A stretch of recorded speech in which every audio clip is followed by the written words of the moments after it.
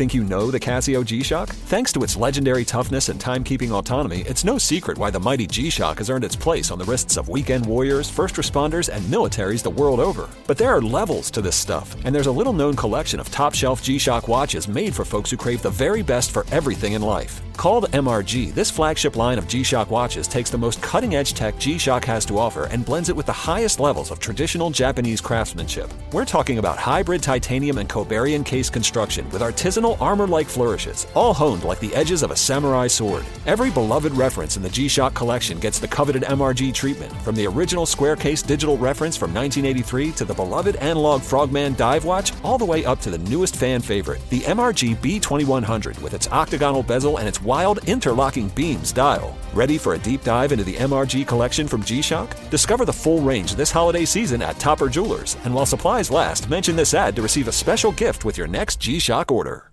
Where'd you get those shoes? Easy. They're from DSW. Because DSW has the exact right shoes for whatever you're into right now. You know, like the sneakers that make office hours feel like happy hour. The boots that turn grocery aisles into runways. And all the styles that show off the many sides of you, from daydreamer to multitasker and everything in between, because you do it all in really great shoes. Find a shoe for every you at your DSW store or DSW.com. It's time to get in the zone. Time to get in the zone with the 49ers Web Zone. This is the No Huddle Podcast with Al and Brian. What's up, faithful? Man, it feels like the 49ers have not played a game in about a month. But that is about to change. It's week 10 already. Nothing goes by faster than the NFL season. It's early November. Brian, I don't know about you. It's dark right now here, 4:30, 5 o'clock. What is it like in California? Do you guys have more light? I mean, I know it's sunshine all the time, but... No, it still gets dark at about 5. It starts to get dark about 5:15. Man. Yeah. No, I love it. I mean, it's my. You do? This is my favorite. This is my favorite time. I don't know. I've just always like, if you look at anything, like all of my, I'm an Apple guy. Like everything that I have is Apple. But like my computer is dark mode. My phone is dark mode. Like I just, for whatever reason, I just love the dark. And so I've always, my whole life, like when winter hits and it's like dark early, I love it. I don't know why. I couldn't tell you what it is. It's just something that like sits right in my soul for whatever reason. So no, this is my time. This is my time of year. Yeah. I love it. I love it. Are you depressed? Maybe that's what it is. Are you depressed or no? No, I don't. I mean, I don't he think was so. Like, I don't think so. Now that you mention it. Yeah. Yeah. I don't like it. I don't like it at all. I mean, you get home from work, it's dark outside already. It's brutal. I just feel like you're all like, you got to be in your house. And I don't know if it's daylight savings time or standard time, but vintage Twitter, I put out the other day, like, I hate daylight savings time. It sucks. And thank you to everyone for correcting me that this isn't daylight savings and standard time. Yeah. I don't give a shit what it's called. You understand what I'm saying? Like, it's dark. I don't like it. So whether you want to call it standard time or daylight savings, I appreciate you taking the time out of your day, like the legitimately like 5 people who did, to correct me on what you think it's called. I don't care. I don't care at all. But thank you for that. Oh God, fucking Twitter. All right. Anyway, you know what I was thinking about as we head into the second half of the 49ers season? We don't know trends with Brock Purdy yet because he's only really played a full season. So I was just looking through stats today when I was getting ready for the show, and Purdy's 4th right now in yards per game, 262. He's at 8.7 yards per attempt. He was really high last year too. He led the league last year. He's second best right now. He's on pace for 484 attempts in 16 games. So he only played 16 games last year. Last year in 16 games, he had 444. So he is throwing a little bit more. I'm interested to see how this second half goes. Now, last year before the bye, the Niners had the bye in week 8 or after week 8, both last year and this year. Purdy was really struggling. He had 3 TDs and 5 picks in the game before. Yikes. And that was without Debo, without Williams. That was that 3-game losing streak. This season, 10 TD passes, 7 interceptions, and he's been kind of all over the place. Well, I think he's played well for the most part, but he's had a couple games where you're like, he didn't play so well. Same thing last year. Now, after the bye last year, he came out, he had back-to-back 3 touchdown pass games. And after the bye in those, 8 games, 19 touchdowns, 19 and 6 interceptions, and 4 of those picks came against the Ravens game. Right. The one take game, that out, he had 19 picks and 2 interceptions in 7 games. That's phenomenal. So he was really good after the bye for the most part. And I'm interested to see if he bounces back in that same kind of way. If McCaffrey comes back, I know there's no Aiyuk, but is Purdy going to come back and statistically be that strong again? We don't know, but there's guys like Joe Burrow who start out slow. And then he always is either a lot like the Niners, the Bengals are really good in the second half of the year. So I was just thinking about that today. I don't know. I thought it was kind of interesting to me. Yeah. And, it was interesting to hear you say that, he's on pace right now to have 40 more attempts than he did last year, which over the course of 16 games is really just 2 extra attempts a game, because it certainly felt like to start this season, he was throwing more. And maybe that was kind of, you look at like the Rams game, right? In week 3, he had 30 attempts. And it felt like he was throwing more. And we had tried to figure out like, hey, is this team going to try to throw more now that they have Brock Purdy? They've signed Aiyuk to this big extension. Like, is this going to be a situation where we do see them throw more? And then also once we realized, hey, McCaffrey's going to be out for an extended period of time, again, are they going to go more to the air? And it certainly seems like while there are certain games that they really haven't changed the formula all that much. And again, we talked about it last episode. They've been really, really good between the 20s. And then really it's just the red zone where they've really struggled. And so, it certainly seems, and it certainly seems like McCaffrey will be back for this game. Shanahan said that he's been awesome these last 2 days. Hopefully that continues to go well. I expect to get him out there. It'll be interesting to see exactly how much he plays. I think they're going to have to figure out a way to save him from himself. And we thought that prior to the injury. And now that, he's been out this long with these injuries, it's even more so they're going to have to save him from himself. But what do you think? How many touches do you think he gets? Like if you had to put a number on it. Total touches? Yeah. He's back and he plays and he starts. How many do you think he gets? How many do you think he should get?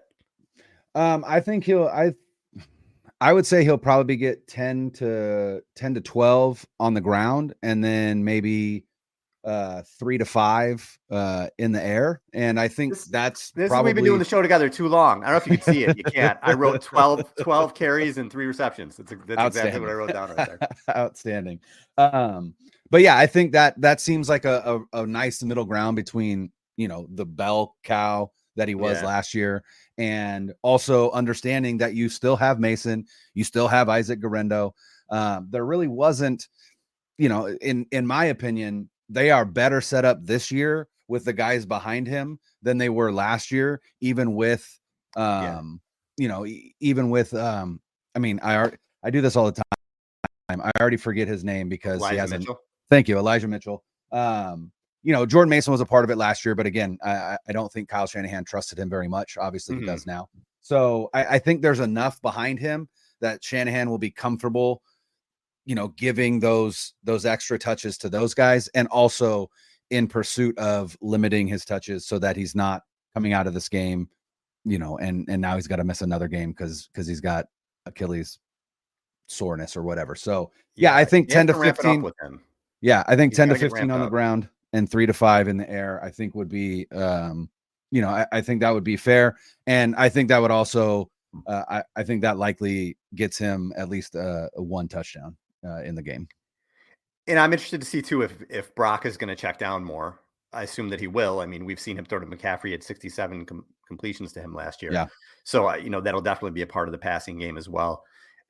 As we get into the second half of the season, with Aiyuk out, the 2 players that I'm intrigued by the most, we know what Kittle is, we know what Debo is, we know what McCaffrey will be if he's healthy.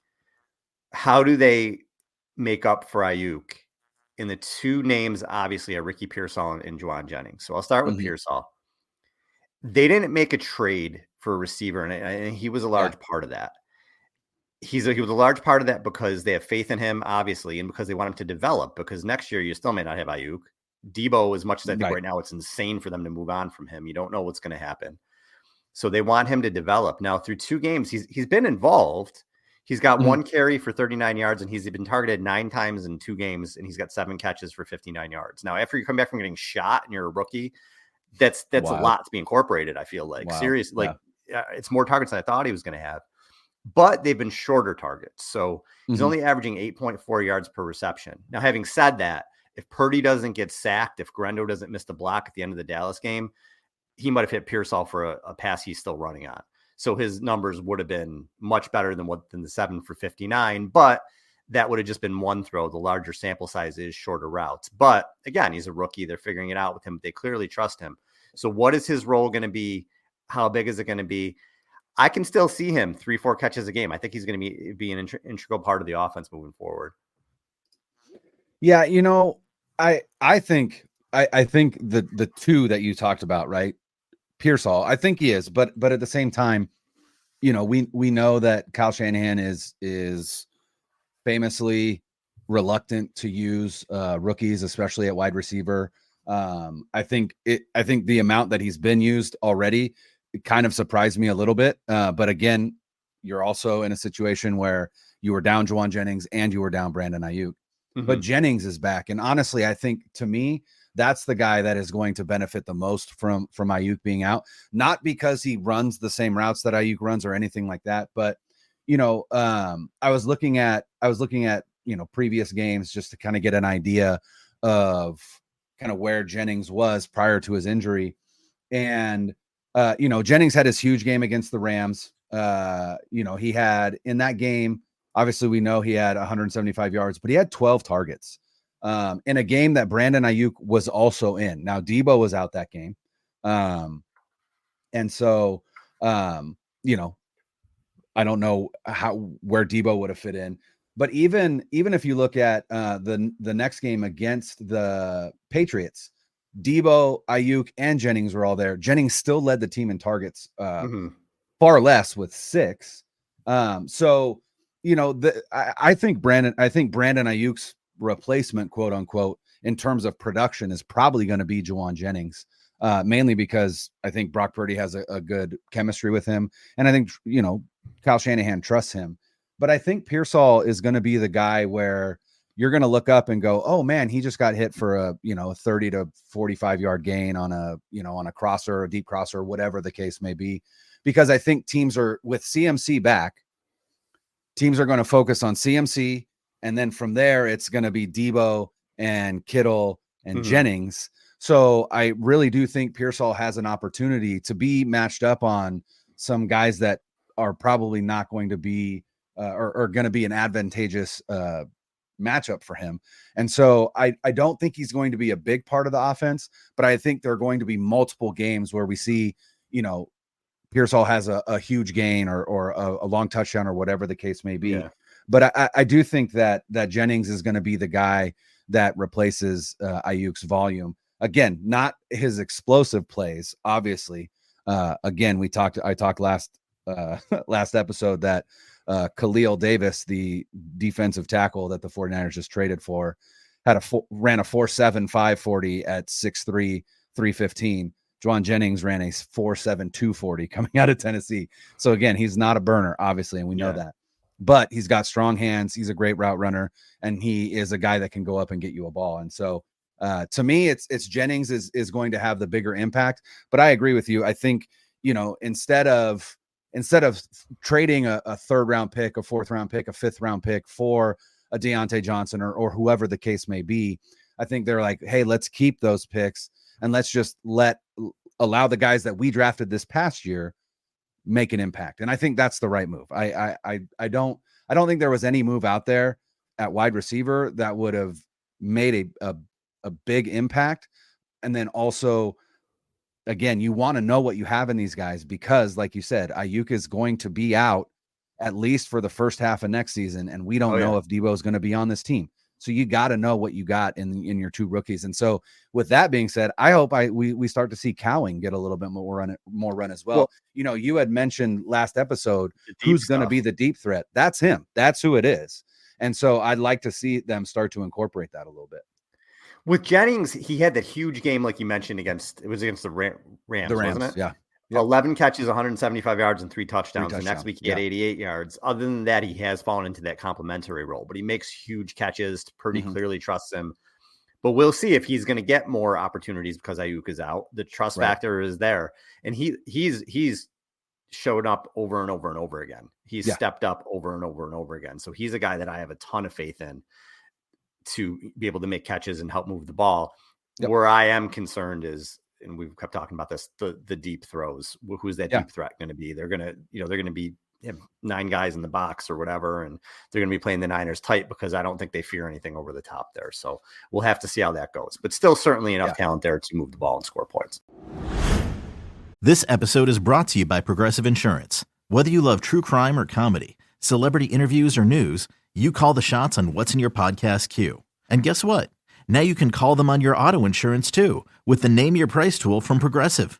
It works just the way it sounds. You tell Progressive how much you want to pay for car insurance, and they'll show you coverage options that fit your budget. Get your quote today at Progressive.com to join the over 28 million drivers who trust Progressive. Progressive Casualty Insurance Company and Affiliates. Price and coverage match limited by state law.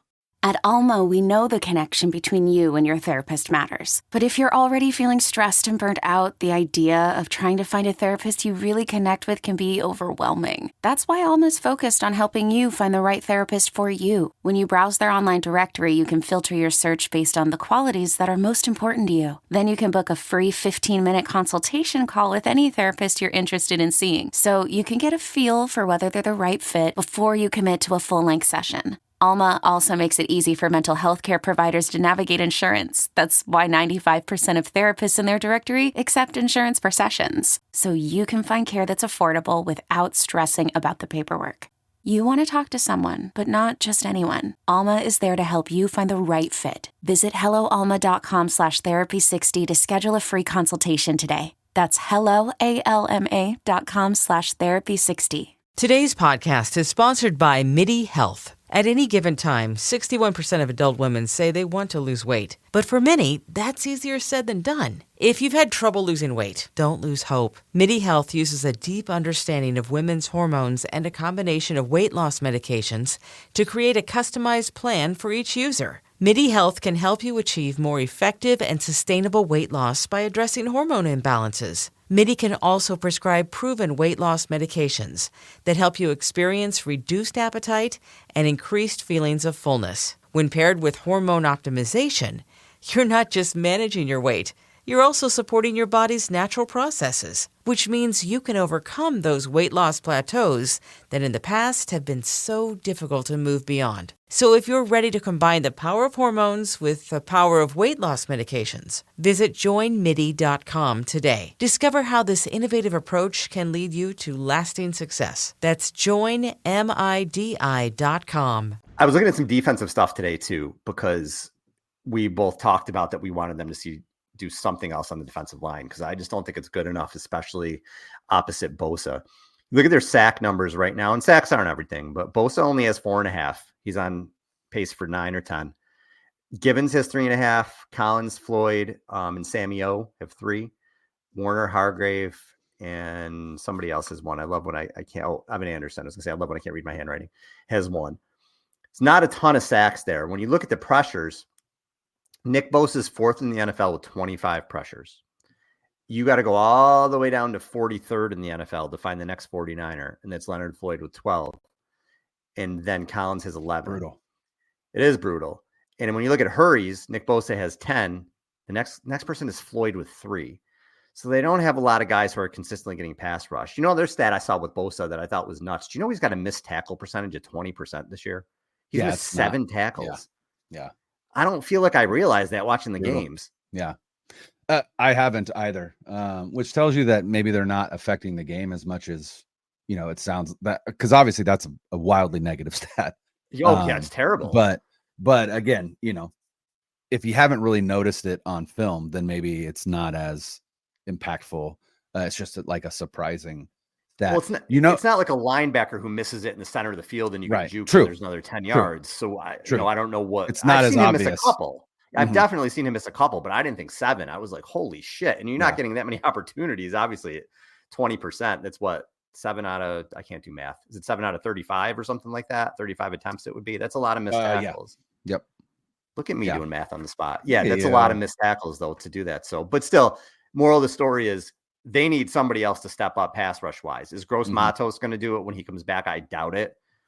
He's not somebody who I think is going to come in and be this great sack guy all of a sudden, just out of the blue. They brought in Leonard Floyd to do that, but Leonard Floyd is kind of Leonard Floyd. So I don't know if there's an answer there for that. I will say this, and it made me actually look up waiver order rules in the NFL, because I thought for sure that it was just reverse record order. It is not. Waiver order is determined by the previous season's record and also draft order. But all that to say, the Ravens released Yannick Ngakoue today. I saw that. And I thought to myself, hey, that could be a pickup that could help the 49ers, but I imagine that they're likely not going to be able to get him if waiver order is determined from 2023 records, because they're going to be really low on that list. I got excited at the name, but he just got caught, man. You know what I mean? Like he's clearly not the player he was a few years ago. So it's a Band-Aid, and you're just throwing something against the wall and hoping it sticks. That's all it is. I just don't. They have to figure out. But that's where they're at right now. I mean, if we're being perfectly honest, that's also where they're at. Yeah. Yeah. And again, I just think long term that's going to come back to bite them in the ass. When they lose, I really think it's going to be. I think it'll be in January. I think it'll be in the playoffs, but there's just teams that are going to take advantage of what's there, other than Bosa, who you see the clips. Bosa has 3 guys on him. Right. And everybody else is 1-on-1, and there's still not a lot of winning going on. So, well, and I'm going to be interested to see, I feel like one of the reasons why the 49ers defensive line, outside of being wildly talented, because it has been for quite a few years now, but they also did a great job of running and disguising stunts and things of that nature. And I feel like I haven't seen that a lot so far. And I'm wondering if, again, that's kind of something that they're gearing up for the second half, with Chris Kasurik and with Brandon Staley and with Nick Sorensen. Like, are we going to start to see a little bit more of that, right? As players have gotten a little bit more comfortable with Nick Sorensen as the defensive play caller. Obviously, Chris Kasurik has been there for a long time. But I think that's where guys like Yetur Gross-Matos come in, right? Where all of a sudden you've got guys that, on obvious passing downs. Now you can have Nick Bosa, you can have Malik Collins or Khalil Davis or Kevin Gibbons, right? In the middle, you could have Yetur Gross-Matos in the middle, right? Where now you've got Yetur Gross-Matos on a guard instead of a tackle. And then you've got Leonard Floyd on that, right? Like, I just think that there is enough talent there for it to be more productive. I just think I think regardless of whether or not this is true, because we don't know a whole lot, but I do think they missed a guy like Yetur Gross-Matos, because I do think that's kind of was their plan, right? That inside outside versatility. They don't really have it right now, because Floyd, Beal, and as you called him, Sam Okawanu. Samio, baby. They aren't inside outside guys. They are just outside guys. And so you haven't been able to have what you normally have, where you had a guy like Charles Omenihu who could go inside outside. You had a guy like Arden Key who could do it. You had a guy like Jordan Willis who could do it. They're missing that piece right now. They signed Yetur Gross-Matos to be that piece. And it'll be interesting to see if that indeed does start to create a situation where the 49ers are getting more pressure, more hurries, and hopefully more sacks. Yeah, he's still got to prove it to me, because I didn't know this a lot before he got injured. Sure. And he's dude coming from the Panthers. It's not like you sign this big time free agent. He was somebody from the Panthers who you hope you're getting upside and is going to fit into your system and you can improve it. He was a guy that they liked in the draft, though. That's the one thing where I'm like, they did like him in the draft, and the Panthers took him, obviously before the 49ers could. So they obviously saw something in him that they liked. And again, hoping that Chris Kasurik can unlock it. We just, he hasn't, we haven't been able to see him. I mean, he's been out since week 2. I don't even remember. It was early, week 2. I don't remember what week it was. So yeah, we'll see. He just hasn't had a whole lot of opportunity either.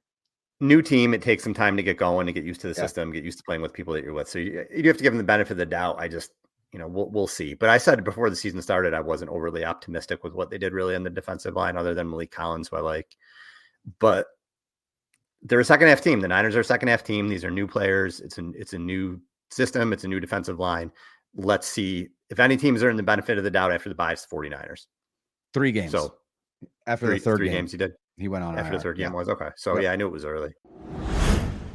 Have you ever wanted to learn another language? Maybe it's something you've always wanted to do. Or maybe you're planning a trip abroad, but trying to memorize endless vocabulary words never works. That's where Rosetta Stone comes in. For over 30 years, they've been the trusted experts in language learning, helping millions of people get the chance to learn different languages. Rosetta Stone immerses you in the language from day one. No English translation, so you truly learn to think, speak, and listen in that new language. And they keep the process simple. Whether you're on your desktop or learning on the go with their mobile app, it's all about flexibility. So don't put off learning that language. There's no better time than right now to get started. Listeners can get Rosetta Stone's lifetime membership for 50% off. Visit rosettastone.com/rs10. That's half off unlimited access to 25 language courses for the rest of your life. Redeem your 50% off at rosettastone.com/rs10 today. Worried about letting someone else pick out the perfect avocado for your perfect impress them on the third date guacamole? Well, good thing Instacart shoppers are as picky as you are. They find ripe avocados like it's their guac on the line. They are milk expiration date detectives. They bag eggs like the 12 precious pieces of cargo they are. So let Instacart shoppers overthink your groceries so that you can overthink what you'll wear on that third date. Download the Instacart app to get free delivery on your first 3 orders while supplies last. Minimum $10 per order. Additional terms apply. But they're playing a Bucs team that's, I guess I want to start with Baker Mayfield because I think he's a hell of a story. A guy who you thought was missed practice done. again today. Yeah, they said he's good though. They said Okay. it's not an issue. We'll just tell they from what I heard, he's good to go.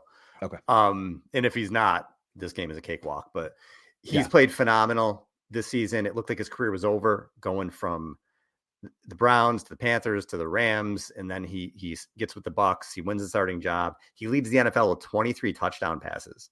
23. He's got a 71.4 completion percentage. That's behind Jaden Daniels and Jared Goff. That's it. Jared Goff doesn't even throw in completion. So, but it's terrific at 71.4. They looked down Godwin, down Evans. They gave the Chiefs all they could handle on Monday night. Yeah. All they could handle. I was so impressed with what they did. And I think they're going to give the Niners all they can handle too. They're 4-5. Even if they lose to the 49ers, say they go 4-6, their next 7 games are the Giants win, Panthers win, Raiders win, Chargers, I'll say a loss. Yeah. Cowboys, I'll say a win. Panthers win, Saints win. They can go 10-7, even if they end up 4-6 here. They'll get Evans back after the bye. And they're one of those teams in the NFC. We went over the Rams and the Cardinals when we were talking about it last show. We said, they can both end up 9-10 wins, maybe. Well, now so a team that the Bucs that you're not even thinking about can end up with 10 wins too. This NFC is going to be really, really tight. So when you look at it that way, it's a big game for the 49ers. This is a big conference game for the 49ers to win because it could be a team, the way things are shaking out, if they are fighting for the wild card, could be a team that they need a victory over. Yeah. And the likelihood is that they're going to be a wild card team because they've already played the Falcons twice and lost to them both times. Yeah, they're not winning the division. Yeah. But yeah, they're also a team that is on a 3-game losing streak right now. In which they've given up 30, 31, and 41 points. So the defense isn't playing very well for them. Stinks, yeah. It's the offense that has really been carrying them. And, it's interesting. Like you said, they gave the Chiefs all they can handle. And then you look at Baker Mayfield's stat line, and he was 23 of 31 for 200 yards. So a 6.4 yard average. Did have 2 touchdowns, no interceptions, sacked twice. And then he had 4 scrambles and he got 20 yards. So he's averaging 5 on a scramble. It's interesting. Like you said, because they played the Chiefs really well. And in fact, they, were up on the Chiefs and then the Chiefs tied it. And then, it was a back and forth game. And it was in Arrowhead, which is even more impressive. But it's, I don't know. It's, they don't have a run game to speak of. And you look at the number of attempts. Yeah. Well, I mean, if you just look at the games, right? Like, and maybe again, it's because the defense isn't playing well and they're going big early, but 31 attempts against the Chiefs, 50 against, I'm talking Baker Mayfield, 50 against the Falcons, 45 against the Ravens, 36 against the Saints, 24 against the Falcons, 47 against the Eagles, 33 against the Broncos, 19 against the Lions, in a game that they won in week 2 against the Lions, which is wild. And then 30 against the Commanders. So again, they are more pass happy than they are running, which I think bodes well for the 49ers. The question is, I don't think Charvarius Ward is going to play, which means that Renardo Green also, real quick, back up. What an absolute tragedy for the Ward family. And just brutal. Just thoughts and wishes go out to them. Tomorrow is the funeral for his daughter in Dallas. Again, I can't imagine. I don't even want to imagine. So again, our best to Charvarius Ward and his family. But what that also means is that more than likely Renardo Green gets his first NFL start, which is big. Again, obviously nice that he doesn't have to guard Mike Evans or Chris Godwin, but again, it is a team that has a very successful passing attack, and it'll be interesting to see how the 49ers defense fares against them. Well, the running game, so Rashad White, 3.9 yards per carry, and he was the main back early in the season, but as the season's gone on, Bucky Irving has gotten more run. He's averaging 5 yards a carry. And Sean Tucker, who's out of Syracuse, nice change of pace guy for them. He's got 7.2 yards per carry, and he's been carrying the ball a little bit more lately. So overall, they're actually tied with the Niners at 5.1 yards per carry. While they don't run a lot, it seems like they have been successful more as they've gone on with those guys. The big weapon right now with Evans and Godwin out has been Cade Otton. We both have on our fantasy teams, so we know. Last 3 games, 31 targets, 25 catches, 258 yards, and 3 touchdowns. The Niners have given up the third most receptions to touchdowns, third most receptions to tight ends, not to touchdowns. 2 tight ends in the NFL. Cade Otton could end up having a big game, and he's been their go-to guy. I don't think there's going to be enough there to beat the 49ers. Their offense is 6th in yards per play. They're 2nd in first downs, 4th in points. Again, a lot of that was with Godwin and with Mike Evans in the lineup. They're very good in the red zone, 70.6%. That's second to only the Ravens, and the Niners are 28th right now at 48.6%. But you mentioned that defense, Brian. 5.8 yards per play given up. Only the Saints, the Jags, the Cowboys, and the Panthers have higher yards per play for defense. Which is wild because Todd Bowles is a defensive guy. You wouldn't know it from watching them. You can throw on them. They've given up the 3rd most yards, but only 10.7 yards per completion, which is 3rd best in the NFL. So teams throw on them a lot, but it at least from the numbers, it doesn't show that they're getting big plays. I don't know that that's the case or not. And they're giving up 4.9 yards per carry, which is the 5th most. So that defense, I think this is a game the Niners can come out and score a lot of points. I think I don't think it'll be an easy game because the Bucs are a scrappy team. The Bucs are going to hang around, but I think that they're going to score a lot of points.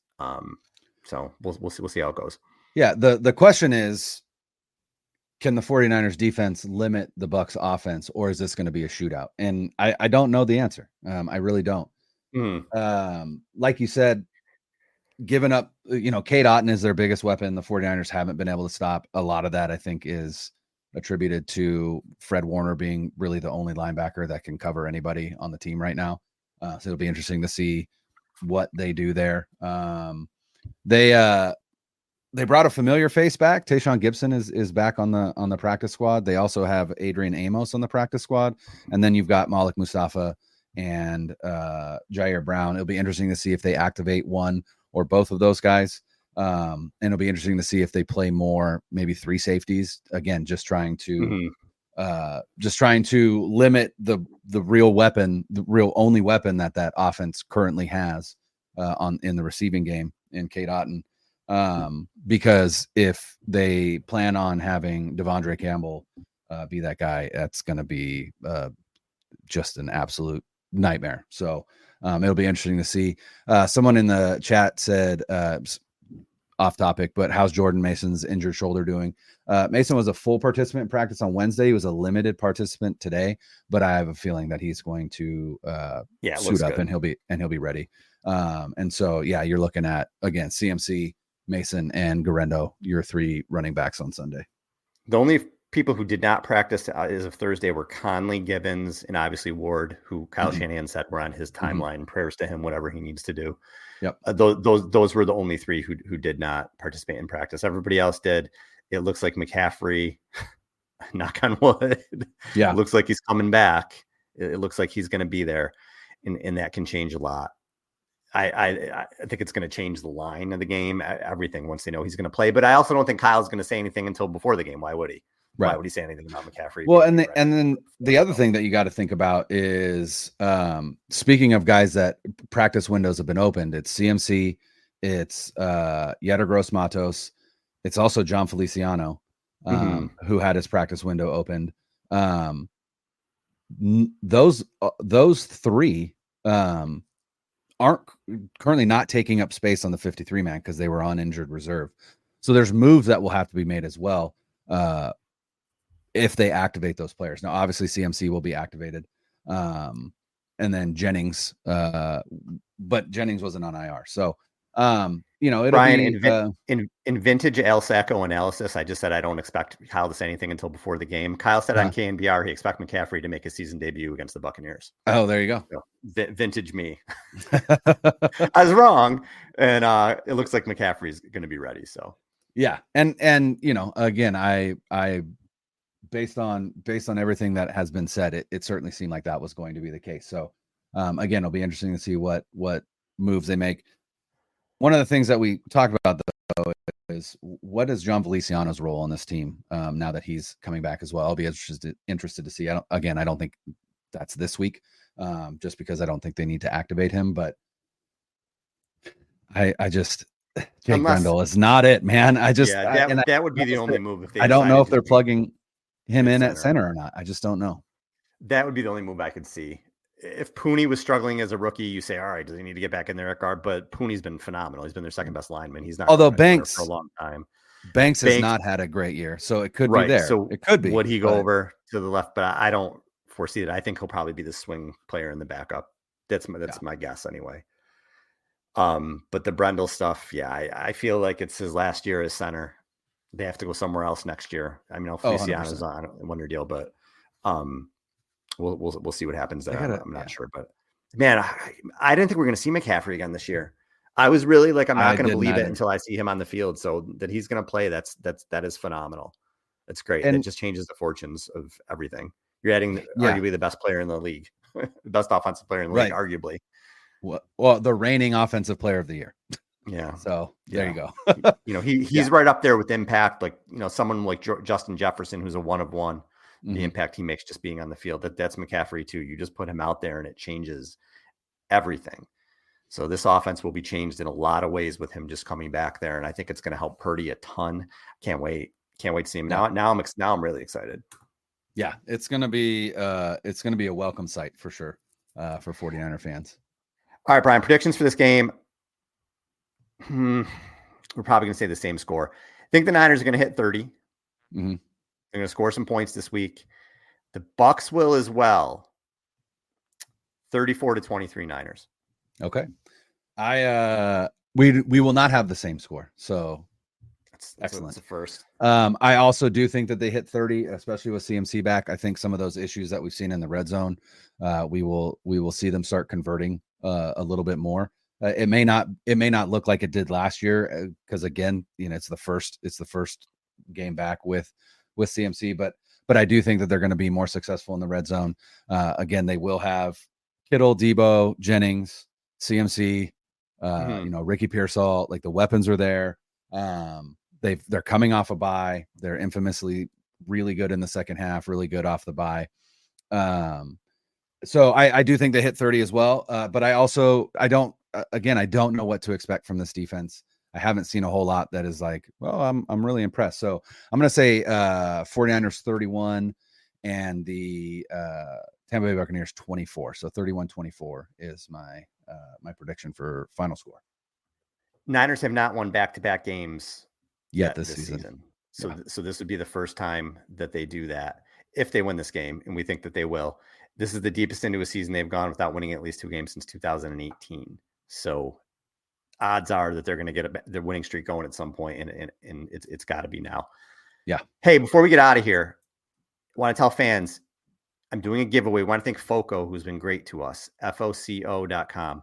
If you go to my Twitter page, I'll retweet it again too. Foco is giving away a retro 49ers t-shirt and hat. You just either have to like it and or retweet it, and you'll get entered to do that, and I'll pick a winner before the game. There's also on my Twitter page, if you can pre-order legendary number bobbleheads, one of Terrell Owens, one of Steve Young. That's not a giveaway. You'd have to buy that, but they're awesome.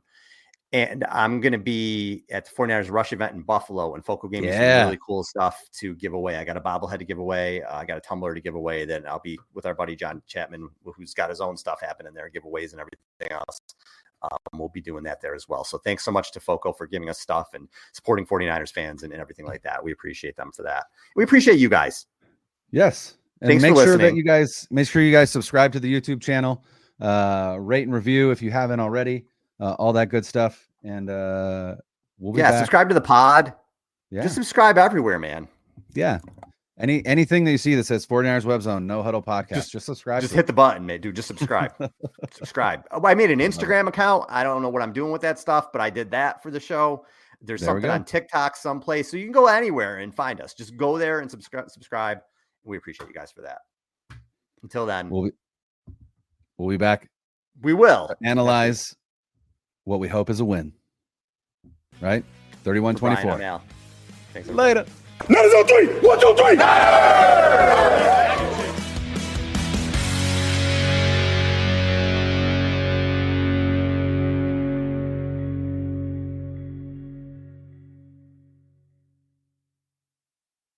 .2400 Sports is an Odyssey company.